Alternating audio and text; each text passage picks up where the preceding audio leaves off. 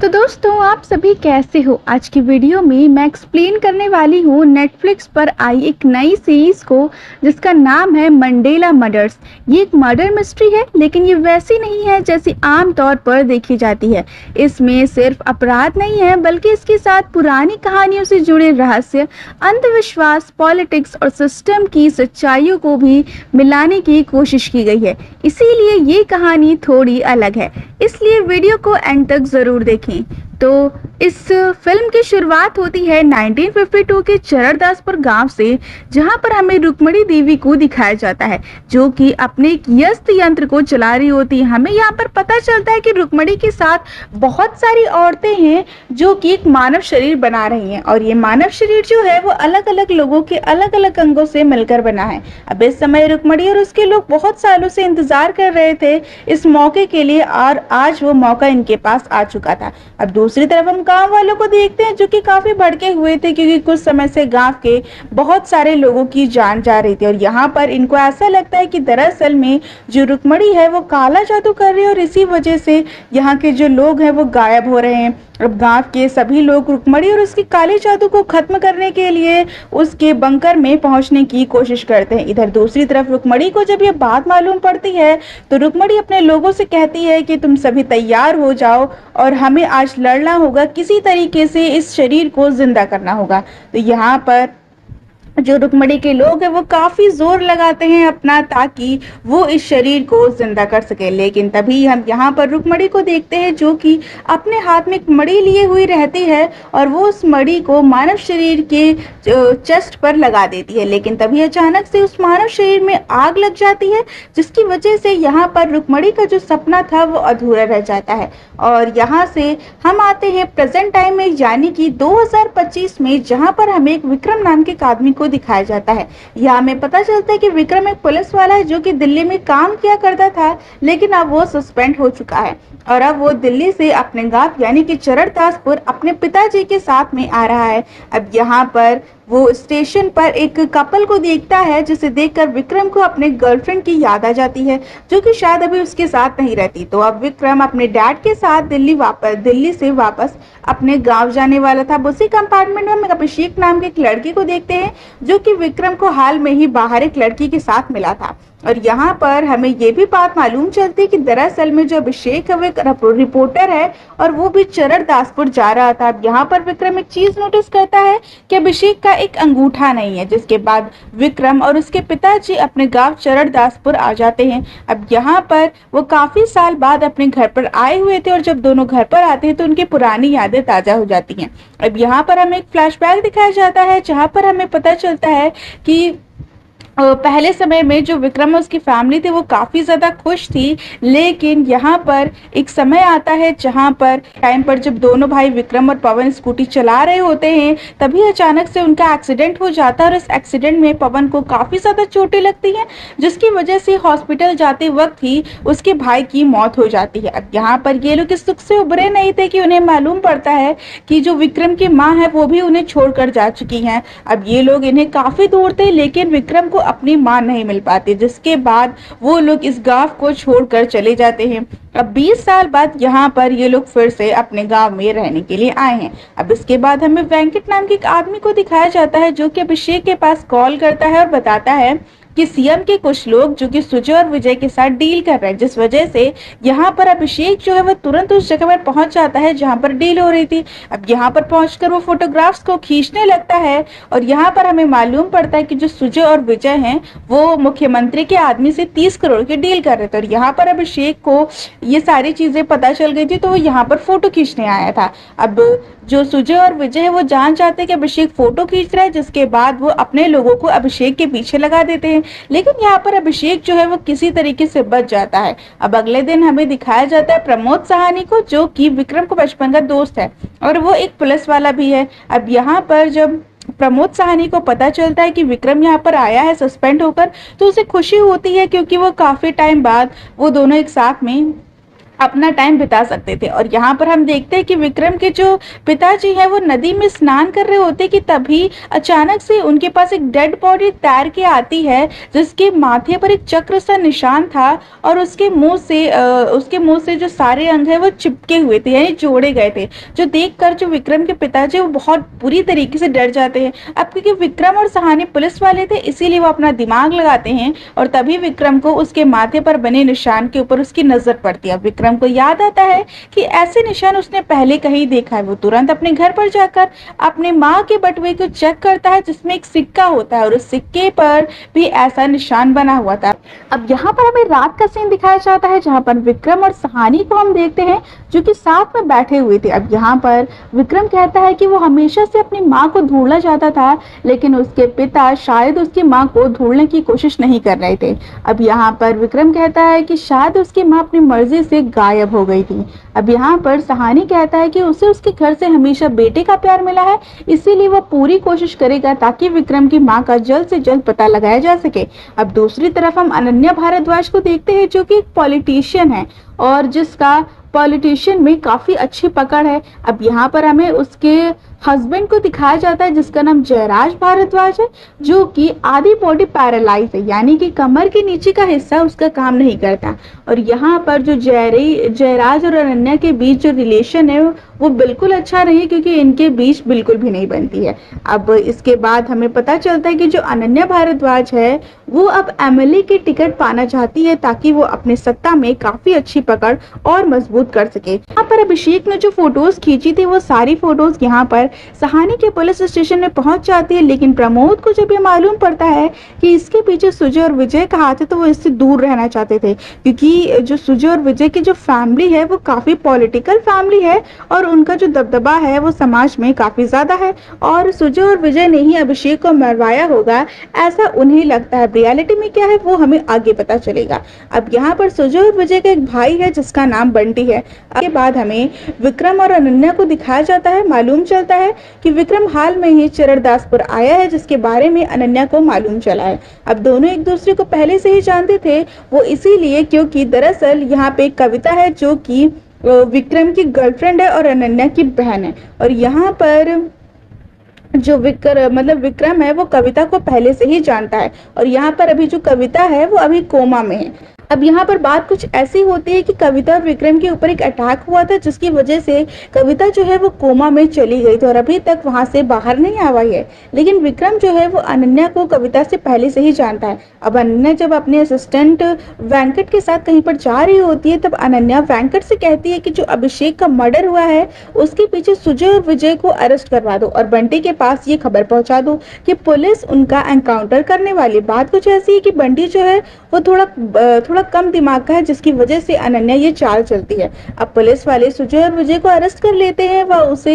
जब पुलिस वाले स्टेशन ले जा रहे होते कि तभी एक कार से यहाँ पर बंटी आ जाता है और वो यहाँ से सुजय और विजय को बताता है कि पुलिस जो है वो उनका एनकाउंटर करने वाली है, जिस वजह से सुजय विजय के लोग और पुलिस के बीच में गोलीबारी शुरू हो जाती है और इसी गोलीबारी में कांस्टेबल मारा जाता है। अब आगे हम देखते हैं कि अनन्या भारद्वाज को जो है वो सीएम के पास जाती है। सीएम को बहुत अच्छे से मालूम है कि हाल में ये जो पुलिस वाला अटैक हुआ है वो अनन्या ने ही करवाया होगा और अनन्या को इस बारे में अच्छे से पता होगा और हाथ भी उसका इसमें जरूर होगा। अब अनन्या यहाँ पर सीएम को कुछ फोटोग्राफ्स देती है और बताती है कि ये फोटोग्राफ्स अभिषेक ने खींचे थे। इस फोटोग्राफ में सुजय विजय के साथ जो डील हो रही है वहां पर सीएम का आदमी है जिसने 30 करोड़ की डील की है। तो यहाँ पर अगर उसने डील किया तो इसमें पक्का सीएम का हाथ जरूर होगा और अगर उसने ये फोटो लीक कर दी तो वो सीएम जो है वो जरूर फंस सकता है। इसीलिए वो सीएम की पार्टी से एमएलए की टिकट की मांग करती है। जिसके बाद हमें रिया थॉमस को दिखाया जाता है जो कि एक सीबीआई की ऑफिसर है।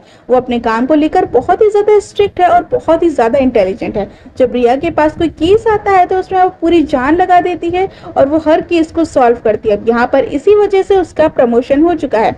अब यहाँ पर जो रिया है वो पूरी तरीके से खुश नहीं है, क्योंकि यहाँ पर वो चाहती है कि उसे फिर से फील्ड पर काम करने का मौका मिले। लेकिन पिछले कुछ 2 साल पहले एक ऐसा हादसा हुआ था जिसकी वजह से वह फील्ड पर काम नहीं कर पा रही थी। उसे हर वक्त एक लड़की दिखाई पड़ती थी। लेकिन यहाँ पर रिया को चररदासपुर के अभिषेक के मर्डर के बारे में मालूम था। उसने उस पर अच्छी खासी स्टडी भी की थी, इसीलिए वो चाहती थी कि वह चररदासपुर के केस पर काम करे, जिससे परमिशन उसे मिल भी जाती। तो वही चररदासपुर में विक्रम अपने पिताजी से उर्मिला काकी के बारे में पूछता है कि हमारे साथ वो रहा करती थी, तो अब वो कहाँ है और उनका लड़का कहाँ है। अब यहाँ पर उसे मालूम पड़ता है कि जो बबलू लड़का उसके साथ खेला करता था वो कोई और नहीं बल्कि अभिषेक ही है। अब जिस वजह से अब वो अभिषेक के घर पहुंच जाते हैं। उसके घर पर पहुंचने के बाद उन्हें ज़्यादा कुछ तो नहीं मिलता, लेकिन यहाँ पर उन्हें कुछ खून के दाग मिलते हैं, जिससे ये बात साबित हो जाती कि यहीं पर बबलू के सारे बॉडी पार्ट्स काटे गए थे और उन्हें जोड़कर नदी में फेंक दिया गया था। तो बबलू के सारे बॉडी पार्ट्स को उसके सर में जोड़ दिए गए थे, लेकिन उसका जो धड़ था वो अभी भी गायब था। जिसके बाद 20 साल पहले का सीन दिखाया जाता है, जहां पर हमें मालूम चलता है कि जब पवन की हालत बहुत ही ज्यादा नाजुक हो चुकी थी, तब विक्रम की माँ उर्मिला काकी के साथ पवन को लेकर वरुड़ा जंगल में गई थी। वहां वो एक बाबा से मिली और बाबा के पास एक यंत्र था जिसमें सिक्का डालने के बाद लोगों को वरदान मिलता था। लेकिन इससे पहले उन्हें उस यंत्र में अपने अंगूठों को डालना पड़ता और अपने अंगूठे की आहुति देनी पड़ती थी। तो यहाँ पर विक्रम की माँ ने भी ऐसा ही किया था। वह उसमें एक सिक्का डालती हैं और अपने अंगूठे को उस यंत्र में डाल देती हैं। उन्होंने वरदान क्या मांगा था वो यहाँ पर हमें नहीं बताया गया, लेकिन इसके बाद जो उर्मिला काकी की जो हालत थी वो बहुत ही ज्यादा खराब हो गई थी। तो फिर ये कहानी 20 साल पहले की यहाँ पे चल रही थी। अब कहानी थोड़े साल पहले आगे जाती है, जहां पर हम सुजय और विजय को देखते हैं। उनके पीछे कुछ लोग पड़े हुए थे, क्योंकि उस वक्त सुजय और विजय की जो थे वो इतने शक्तिशाली नहीं थे। तो यहाँ पर जो सुजय और विजय की अम्मा जो थी वो बहुत अच्छे से जानती थी। उन्हें मालूम था कि अगर उन्होंने कुछ नहीं किया तो सुजय और विजय जो हैं वो जो पावरफुल आदमी है वो उन्हें मार डालेगा। इसीलिए उन्हें कुछ ना कुछ करना ही था। इसीलिए वो एक औरत के पास गई और उस औरत ने अम्मा के लिए एक सिक्का लेकर आई। अब ये सिक्का वही है जिसे उस यंत्र में डाला जाता था। जिसके बाद अम्मा जो है वो उसी बाबा के पास गई और उनसे वरदान लेने पहुंच गई। अम्मा ने सिक्के को इस यंत्र में डाला और वरदान मांगा कि सुजय और विजय की जान बच जाए और उनके पीछे जो लोग पड़े हुए हैं उनकी जान चली जाए। जिसके बाद अम्मा ने अपने एक अंगूठे की आहुति दी। दूसरी तरफ हम देखते हैं कि वरदान मिलने के बाद जब सुजय और विजय पे अटैक हुआ था, तो अचानक से यहाँ पर बहुत सारी मधुमक्खी आ जाती है और यहाँ पर जो मधुमक्खी है सिर्फ उन्हीं लोगों को मार रही थी। सुजय और विजय को 1% भी हानि नहीं पहुंचाती। अब दूसरी तरफ हम पावरफुल आदमी को देखते हैं जो कि बैठकर खाना खा रहा होता है कि अचानक से उसको हार्ट अटैक आ जाता है, जिसकी वजह से उसकी वहीं पर मौत हो जाती है। इससे हमें पता चलता है कि बाबा ने जो वरदान उन्हें दिया था वो बिल्कुल सच हो गया था। तो अब कहानी प्रेजेंट टाइम में आ जाती है, जहां पर हम रिया को देखते हैं जो कि चररदासपुर अब आ जाती है, क्योंकि अब वो यहाँ पर अभिषेक के उस मर्डर मिस्ट्री पर काम करने वाली थी। यहाँ पर उसे प्रमोद सहानी मिलता है जो कि वहां उन्हें लेने के लिए आया था। दरअसल जो सहानी को रिया थॉमस के लोगों की व्यवस्था करने के लिए पहुंचाया गया था। यहाँ पर होटल तो मिल नहीं रहे थे, तो बच्चों के स्कूल बंद थे, तो उन्हें वहीं पर उन्हें ठहरा दिया जाता है। जिसके बाद हम देखते हैं कि विक्रम को अभिषेक मतलब कि बबलू की पत्नी से मिलने आता है, पर यहाँ पर उसने उसे नहीं बताया कि वो एक पुलिस वाला है, बल्कि उसने ये बताया कि वो एक इंश्योरेंस कंपनी की साइट से आया है और पैसों की बात करनी है। अब साथ ही उसे नॉमिनी के बारे में भी बात करनी है कि बबलू की माँ कहाँ पर रहती है। तब यहाँ पर विक्रम को बबलू की मां का एड्रेस मिल जाता है। दूसरी तरफ हम देखते हैं कि सुजय और विजय भी प्रॉब्लम में थे। बात कुछ ऐसी है कि अभिषेक के मर्डर का इल्जाम जो है वो इन लोगों पर ही लगाया गया था, जिस वजह से अम्मा कहती हैं कि अब वक्त आ गया है कि हम एक और वरदान मांगे। लेकिन वरदान वाली बात उनके बच्चों को झूठी लगती है। लेकिन विजय कहता है कि अम्मा जो बोलेंगी वही होगा। अब रिया वहां अनन्या के घर पहुंच जाती है उससे मिलने के लिए, लेकिन अनन्या तो बहुत बिजी थी और इसीलिए वो एक मीटिंग में भी जा रही थी, जिस वजह से यहाँ पर वो उससे बात करने के लिए मना कर देती है, लेकिन रिया कहती है कि हम साथ में चलते चलते ही बात कर लेंगे। दरअसल यहाँ पर रिया को शक था कि कहीं ना कहीं अभिषेक का कनेक्शन अनन्या से भी था। रिया बताती है कि 3 साल पहले आपका जो असिस्टेंट है वेंकट जो है वो अक्सर अभिषेक से मिला करता था। अनन्या साफ कह देती है कि वो एक फोटोग्राफर था और हमारी जो पार्टी थी उसे फोटोग्राफर्स की जरूरत थी, इसीलिए वो उससे मिला करते थे। अब इसीलिए वेंकट ने उसे हायर भी किया था। अब जब वो दोनों बात कर रहे होते कि अचानक से उन पर सुजय और विजय के लोग जो है वो उनके ऊपर अटैक कर देते हैं, लेकिन उन्हें ये बात पता नहीं थी कि अनन्या के साथ रिया भी मौजूद है जो कि एक सीबीआई ऑफिसर है। अब यहाँ पर रिया अकेले ही सुजय विजय के लोगों को बहुत बुरी तरीके से पीटती है और जब सुजय विजय के लोग पूरी तरीके से जख्मी पड़े हुए थे कि तभी यहाँ पर अनन्या जो है उसे एक छोटी बच्ची दिखाई देने लगती है, जिसकी वजह से एक आदमी जो है वो रिया के सर पर वार कर देता है और वह बेहोश हो जाती है। यहाँ पर जो अनन्या है वो रिया को छोड़कर यहाँ से जा चुकी थी। अब दूसरी तरफ हम विक्रम को देखते हैं जो कि बबलू के माँ के घर पे पहुंच गए थे। अब मालूम चलता है कि 20 साल पहले बबलू की माँ के साथ जो कुछ भी हुआ था उससे वह आज तक भी उभर नहीं पाएंगे, लेकिन विक्रम यहाँ पर कुछ टिप चलाता है जिससे कि यहाँ पर बबलू की माँ को कुछ यादें याद आ जाती हैं और उन्हें विक्रम की माँ के बारे में भी याद आ जाता है कि वह वरुणा जंगल में गए थे पवन को लेकर, लेकिन वह अचानक से उनके ऊपर हमला हुआ था। यहाँ पर वह वरदान के बारे में बताती है कि वरुणा जंगल में ही वरदान मिलता है उस बाबा के द्वारा। दूसरी तरफ सुजय और विजय जब यहाँ पर आते हैं तो उन्हें मालूम चलता है कि रिया एक सीबीआई ऑफिसर। अब ये देखकर वो बहुत बुरी तरीके से हैरान हो चुके थे क्योंकि यह खबर अगर बाहर आई तो उनका फंसना एकदम तय है। इसीलिए वो एक काम करते हैं कि वो रिया को अपनी कार में डिग्गी में डाल देते हैं और उसे ही अपने साथ ले जाते हैं। दरअसल यहाँ पर सुजय और विजय के लोग जो हैं वो वरुणा जंगल में जा रहे हैं वरदान के लिए। वो अपने साथ एक आदमी को भी ले गए थे और उसे ढेर सारा पैसा देते हैं और कहते हैं कि तुम्हें इतने सारे पैसे के बदले सिर्फ अपना एक अंगूठा देना। तो शुरुआत में जो बिरजू है वो नहीं मानता, लेकिन इतने सारे पैसे को देखकर वो मान जाता है। जिसके बाद वो लोग वरुणा जंगल में पहुंच जाते हैं।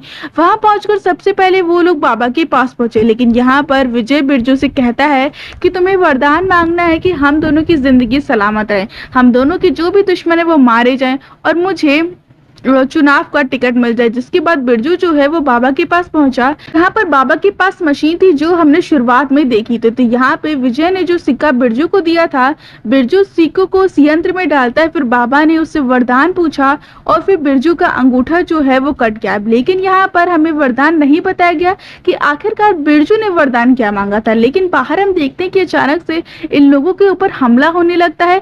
विजय और सुजय के साथ जो लोग गए हुए थे वो मरने लगते हैं और फिर अचानक से यहाँ पर एक जहरीली गैस उत्पन्न होती है जिस वजह से सुजय और विजय का जो शरीर है वो एकदम से सुन्न पड़ जाता है। और फिर यहाँ पे एक नकाबपोश शख्स आता है जो कि दोनों भाई के हाथों को काट कर ले जाता है और यहाँ पर वो उसे जान से भी मार देते हैं। जिसके बाद वो जो अनजान इंसान था यानी कि नकाबपोश था वो बिरजू के पास है तलवार को लेकर। यहाँ पर बिरजू जो था उसने अपना कटा हुआ अंगूठा दिखाया जिसकी वजह से वो जो नकाबपोश इंसान था उसने बिरजू को छोड़ दिया। लेकिन ये देखकर बिरजू को बहुत ही ज्यादा घबरा गया था। ये सारी चीजें डिग्गी में बंद रिया सुन रही थी और फिर तभी हम देखते हैं कि विक्रम जो है वो बबलू की माँ की बातें सुनकर वरुणा जंगल में आ गया था और उसने यहीं पर घबराए हुए बिरजू को देखा और उसने ये भी देखा कि डिग्गी से आवाज आ रही है। वो तुरंत रिया को बाहर निकालता है।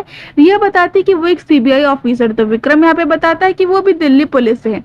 तभी यहाँ दोनों ने देखा कि बिरजू बहुत ही ज्यादा घबराया हुआ था और फिर बाद में वो लोग सुजय और विजय की लाश को भी देखते हैं जिसके चारों तरफ एक आग से घेरा बना हुआ था और उन दोनों की डेड बॉडी वहां पर पड़ी हुई थी जिनके पास यहाँ पर खुद के हाथ नहीं थे। तो अब यहाँ पर 3rd एपिसोड की शुरुआत होती है और हम शास्त्री जी के परिवार को देखते हैं जिनमें कैवल्य शास्त्री और उनकी पत्नी कालिंदी को हमें दिखाया जाता है। दोनों सूरज उगने से पहले ही जागते हैं और यहाँ पर शास्त्री जी को एक मौत की छाया दिखाई देती है जो वो अपनी पत्नी कालिंदी को भी बताते हैं और ऐसा बहुत कम होता है कि शास्त्री जी को मृत्यु की छाया दिखे। जिसके बाद हमें उस जगह की सीन को दिखाया जाता है जहां पर सुजय और विजय की जान गई थी जिनके हाथ को काट लिया गया था और यहाँ पर विक्रम भी मौजूद था जो कि उस गुफा के अंदर जाना चाहता था। फोटोग्राफर बताता है कि अंदर तुम चले जाओ लेकिन वहां कुछ दिखता नहीं है। वो भी अंदर गया था और उसने फोटो कैप्चर करने की कोशिश की थी लेकिन अंदर फ्लैश काम नहीं करता। तो विक्रम उस गुफा के अंदर जाता है और वहां पर एक मानव शरीर को देख पाता है और विक्रम ने ये सब कुछ दरअसल आग को जलाकर देखा था। और दूसरी तरफ हम अनन्या भारद्वाज को देखते हैं जो कि अपने प्रचार में लगी हुई थी, क्योंकि उसे किसी भी हालत में इलेक्शन जीतना था। अब कल रात जो कुछ भी हुआ था, अब यहाँ पर रिया जो है वो अलग लोगों से पूछताछ करने लगती है। सबसे पहले तो वह बिरजू से पूछताछ करती है, क्योंकि सबसे पहले सस्पेक्ट वहां पर बिरजू ही मौजूद था। रिया यहाँ पर उससे पूछती है कि आखिरकार उसने वहां क्या देखा, क्या उसने हत्यारे का चेहरा देखा, लेकिन बिरजू बताता है कि उसके चेहरे पर नकाब ढका हुआ था।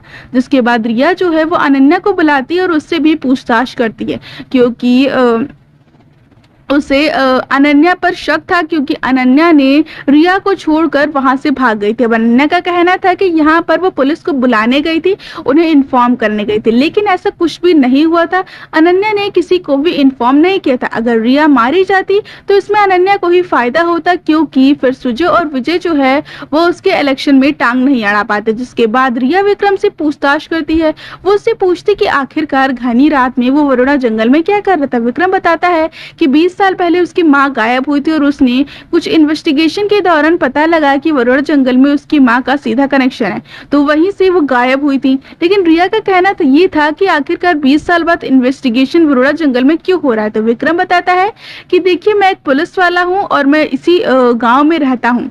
आपको मेरी जो भी मदद मिलेगी मैं आपकी मदद जरूर करूंगा, लेकिन अगर आप मुझसे ऐसे सवाल करेंगी तो मैं शायद आपकी मदद ना कर पाऊं। तो वो बताता है कि इस मर्डर इन्वेस्टिगेशन में मैं आपके काम जरूर आऊंगा। जिसके बाद विक्रम उसे वो एक सिक्का देता है जो कि उसे माँ के बटुए से मिला था। तो वही पुलिस स्टेशन में हम देखते हैं कि शास्त्री जी भी पहुंच जाते हैं। दरअसल में वो रिया को कुछ बात बताना चाहते थे। शास्त्री जी बताते हैं कि आज सुबह उन्होंने मृत्यु की छाया देखी है। वह जो कुछ भी हुआ था वह सब कुछ शास्त्री जी ने अपनी आंखों से देखा था। उन्होंने उस किलर को नहीं देख पाए क्योंकि उसने नकाब पहना था। दरअसल शास्त्री जो हैं वो छाया पर अध्ययन करते हैं, जिस वजह से उन्हें बहुत सारा नॉलेज है और छाया अध्ययन की शैली जो है वो बहुत सारे लोगों को भी वो सिखाते हैं। शास्त्री जी को छाया विद्या के बारे में बहुत कुछ मालूम है और वो उसके उपासक भी हैं। पर शास्त्री जी यहाँ पर रिया को ये बताने के लिए आए थे कि अगली मृत्यु उनकी खुद की होने वाली है। वो ये बताते हैं कि इसके बारे में मुझे मेरे दोस्त जिमी खान ने बताया। जिमी खान दरअसल यहाँ पर जो हत्याएं हो रही है उन पर अध्ययन कर रहे थे, जिससे कि उन्हें इस बारे में काफी चीजें मालूम थी और उन्हें ये भी पता था कि अगली जो मृत्यु है वो किसी सौनक की होने वाली है। सौनक का मतलब होता है गुरु या फिर उस्ताद, जो कि वो मतलब खुद है, यानी कि शास्त्री जी हैं, क्योंकि वो लोगों को छाया विद्या सिखाते हैं और इसी वजह से अगली मृत्यु उनकी होने वाली है। कि तभी शास्त्री जी की पत्नी कालिंदी यहाँ पर आ जाती है। वो बताते हैं कि हमारा बेटा अमृत घर पर अकेला है और वह हम दोनों के बिना खाना नहीं खाता, इसीलिए हमें घर जाना होगा। तो शास्त्री जी ने जमी खान के बारे में रिया और विक्रम को बता ही दिया था। तो विक्रम तुरंत ही जमी खान से मिलने के लिए पहुंच जाता है। तो जमी खान सचमुच ही उन सारी हत्याओं के बारे में बहुत अच्छे से जानते थे, लेकिन उन्हें ये पता नहीं था कि विक्रम कौन है, जिस वजह से वो उसे यहाँ से भगा देते। जिसके बाद मालूम चलता है कि जिमी खान और शास्त्री जी बहुत अच्छे दोस्त थे और उन्हें इस विषय के बारे में काफी अच्छी जानकारी थी। जिसके बाद रिया अपने लोगों के साथ शास्त्री के घर पर पहुंच जाते हैं। तो रिया की मुलाकात होती है यहाँ पर एक नाई से, जो कि शास्त्री जी के घर के सामने ही रहता था। वो उससे शास्त्री जी और कालिंदी के बारे में कुछ जानना चाहती थी और यहाँ पर रिया को मालूम चलता है कि शास्त्री जी की कोई औलाद नहीं है। मतलब कि जो समृद्ध के बारे में वो यहाँ पर बात कर रही थी, यानी कि कालिंदी, वो सालों पहले ही मतलब उसका कालिंदी का जो बेटा है वो सालों पहले ही मर चुका था। अब रिया की यहाँ पर नजर पड़ती है कुछ लोगों पर जो कि एक बच्चे को उठाकर बहुत ही ज्यादा जश्न मना रहे होते। अब दरअसल यहाँ पर जो बिरजू का बेटा था अवधेश, वो अब घर आ जाता। अवधेश 5 साल से लापता था, लेकिन अचानक से वो अपने घर वापस आ गया था, जिस वजह से सभी लोग बहुत खुश थे। अब रिया बिरजू को एक बार फिर से पुलिस स्टेशन बुलाती है और फिर उससे पूछताछ करती है। रिया दरअसल में सब कुछ जानना चाहते थे कि आखिरकार वहाँ पे हुआ क्या था। बिरजू फिर बारी बारी से बताने लगता है। वो कहता है कि हम सभी लोग वहाँ पर गए थे और बाबा के यंत्र में उसने एक कॉइन डाला था और वो कॉइन वो रिया को दे देता है और बताता है कि जैसे ही मैंने उसमें वरदान मांगकर अपना अंगूठा डाला तो उन्होंने मेरा अंगूठा काट दिया। और यहाँ पे हमें मालूम चलता है कि बिरजू ने दरअसल में वरदान मांगा ही नहीं था जो कि उसे विजय ने कहा था, बल्कि उसने मांगा था कि 5 साल पहले उसका जो बेटा खो गया था वो वापस से आ जाए, उसे मिल जाए। और यहाँ पर उसका बेटा जो है वो वापस आ भी गया था। जिसके बाद हम देखते हैं कि विक्रम और अनन्या को जो एक विक्रम और अनन्या है वो एक होटल में जाते हैं और होटल में वो कैमरे से किसी के ऊपर नज़र रख रहे थे, वो कुछ फ़ोटो खींच रहे थे, जिससे कि हमें मालूम चलता है कि वो आदमी कोई और नहीं बल्कि जयराज होता है, जो कि एक औरत के साथ रंगरलियाँ मना रहा होता है। जिससे कि हमें ये भी मालूम चलता है कि जो जयराज है वो पूरी तरीके से ठीक है, पैरालाइज वो नहीं है। अब ये बात अनन्या को बहुत पहले से ही मालूम थी। जयराज बहुत पहले से ही झूठी थेरेपी कराया जा रहा था और इलेक्शन के कुछ दिन पहले ही वो ये बात बताने वाला था कि वो पूरी तरीके से ठीक हो चुका है और फिर वह उससे इलेक्शन में उसकी टांग अड़ा सकता था। लेकिन जो अनन्या है वो बहुत ही ज़्यादा इंटेलिजेंट है, इसीलिए उसने एक चाल चली, उसके खिलाफ सबूतों को इकट्ठा करने की कोशिश की है। अब यहाँ पर विक्रम यहाँ से डायरेक्ट जिमी खान के घर पहुँचता है। उनके घर पर लाइट नहीं थी तो विक्रम ने उनके घर पर लाइटर लेकर आया, जिससे कि जिमी खान बहुत ज़्यादा खुश हो गया और जिमी विक्रम से कहता है कि तुम्हें जो कुछ भी जानना है चलो मैं तुम्हें बताता हूँ उन हत्याओं के बारे में। दूसरी तरफ हम देखते हैं कि रिया और कुछ उसके ऑफिसर्स जो है वो शास्त्री जी के घर पर पहुंच जाते हैं और रिया जो है वो शास्त्री जी के घर में अकेले ही जाना चाहती थी। बाकी के सारे ऑफिसर्स घर के बाहर रुकते हैं। रिया जब शास्त्री जी के घर पहुंची तब कालिंदी ने रिया को अपने घर के अंदर बुलाया। दूसरी तरफ जिमी ने विक्रम को सारी चीजें डिटेल में बता रहे थे। अब वो बताते हैं कि इस दीवार के अंदर जो है वहाँ मुझे कुछ चीजें मिली। जब मरम्मत के लिए उनको तोड़ा गया तो वह बाहर आई और फिर पता चलता है कि 1992 में ऐसा कांड हो चुका था। वो बताते हैं कि ये सारी मृत्यु जो है वो एक मंडल से जुड़ी हुई है। इस मंडल में 8 खंड हैं और इनमें 8 चिन्ह भी हैं और इस मंडल के 8 चिन्ह का मतलब है 8 सिंबल जो कि कुछ कहते हैं, जिनमें से 3 को तो उन्होंने डिकोड कर चुके हैं। जिसमें पहले सिंबल का मतलब है दृश्य रति का धड़, मतलब कि जब अभिषेक को मारा गया था तो सिर्फ और सिर्फ उसका धड़ गायब था, बाकी पूरा शरीर हमें मिल चुका था। दूसरा चिन्ह कहता है सुमनुम की भुजाएं, मतलब की है सुजय और विजय की भुजाओं को निकाल लिया गया था। और जब तीसरे चिन्ह को डिकोड किया गया तो मालूम चला कि अब सोनक के सर की पारी है। दूसरी तरफ हम रिया को देखते हैं जो कि शास्त्री के घर में पहुंच गई थी, जो शास्त्री जी की छाया विद्या के बारे में जो है वो रिया को बता रहे होते हैं। अब वो बताते हैं कि उन्होंने छाया विद्या के अध्ययन के बारे में बहुत गहन स्टडी की है और वो इसके बारे में बहुत कुछ जानते हैं और वो उसे ये भी बताते हैं कि जो जिमी खान ने उन्हें बात बताई है वो बिल्कुल सही है। अगली मृत्यु जो है वो सौनक की होने वाली है और सौनक कोई और नहीं बल्कि वो खुद है, यानी कि शास्त्री जी। तो अब रिया यहाँ से जाने लगती कि तभी अचानक से शास्त्री जी को यहाँ पर किसी की छाया दिखाई पड़ती है। वो रिया को बताते हैं कि वो यहीं पर मौजूद है। तभी अचानक से उनकी बॉडी में एक ऐसी एक्टिविटी होती है जैसे उन्हें किसी ने जहर दे दिया हो और फिर वहां पर एक टेबल से टकराकर वो मारे जाते हैं। ये सारी चीजें देखकर रिया तुरंत ही शास्त्री जी की पत्नी कालिंदी को बुलाने के लिए जाती है, जो कि छत पर मौजूद थी। अब जब रिया छत पर पहुंचती तो उन्होंने देखा कि कालिंदी का सर जो है वो उनकी बॉडी से गायब था। ये देखकर बहुत ही हैरान हो चुकी थी और ये सीन यहीं पर कट हो जाता है। अब यहाँ पर शुरुआत होती है 4th एपिसोड की और हम 1 साल पहले का सीन देखते हैं जब विक्रम के यहाँ पर एक पार्सल आया था। विक्रम जब दिल्ली में रहा करता था कविता के साथ में। अब दोनों एक दूसरे से बहुत ज्यादा प्यार करते थे और हमेशा एक दूसरे के साथ एक अच्छे मोमेंट्स को एंजॉय करते थे। मालूम चलता है कि कविता दरअसल में एक न्यूज रिपोर्टर थी और आज सुबह विक्रम के घर पर जो पार्सल आया था वो एक फैक्ट्री के एक्सपोज के बारे में था। अब दरअसल यहाँ पर जो कविता है वो इस फैक्ट्री को एक्सपोज करना चाहती थी। अब जब विक्रम घर पहुंचता है और यहाँ पर जब वो कविता से बात करता है तो वो कविता जो है वो विक्रम को इस बारे में बताती कि वो जिस फैक्ट्री को एक्सपोज करने वाली वो करोड़ों का स्कैम करती थी। यहाँ पर जो विक्रम है वो इस चीज को करने से उसे मना कर देता है क्योंकि वो बताता है कि वो लोग बहुत पावरफुल लोग हैं और अगर तुम इस बारे में आगे इसको एक्सपोज करोगे तो तुम्हारी जान को खतरा हो सकता है, क्योंकि जो पार्सल उसे दिया गया था वो पार्सल देने वाला अब मर चुका है। तो इससे सीधा पता चलता है कि अगर उसने एक्सपोज किया तो वो भी मारी जाएगी।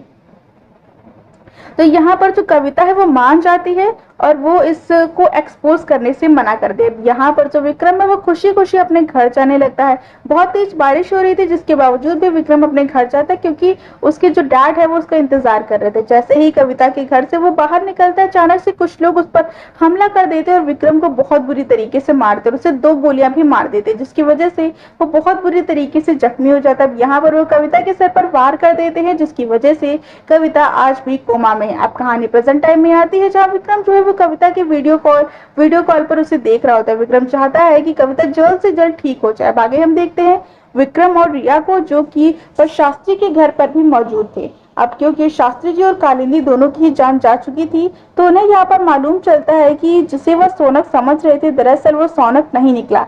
वो लोग शास्त्री जी को सोनक समझ रहे थे, लेकिन असल में सोनक जो है वो कालिंदी थी। और यहीं पर विक्रम ने एक ऐसी गंध में महसूस की थी जो कि सुजय और विजय की मौत के वक्त भी मौजूद थी। वह गोली जो है वह रिया के हाथ में लग जाती है, और रिया जो है वह विक्रम को भी उस गोली के बारे में बता देती है।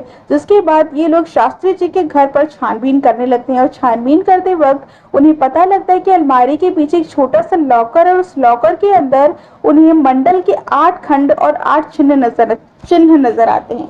और तो और उस यंत्र के अंदर डालने वाले बहुत सारे सिक्के भी मिल जाते हैं।